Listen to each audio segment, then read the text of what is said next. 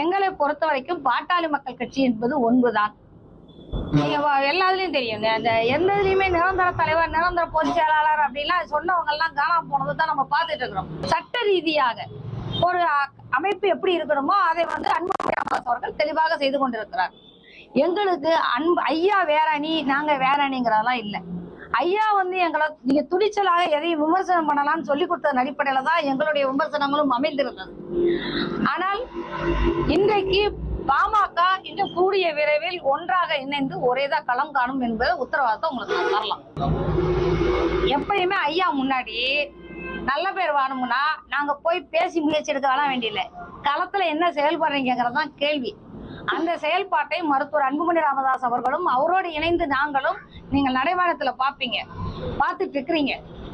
மிகப்பெரிய எழுச்சியாக எல்லாம் வந்துட்டு இருக்கிறாங்க. அதனால நாங்க இதை உற்சாகமா பாக்குறோம். இந்த செயல்பாடுகள் ஐயாவின் எல்லா மனதையும் மாற்றும் அப்படின்னு நினைக்கிறோம். பாட்டாளி மக்கள் கட்சி விரைவில் ஒன்றாக இணைந்து ஒரே களம் காணும் என மாநில பொருளாளர் திலகபாமா செய்தியாளர்களிடம் தெரிவித்தார்.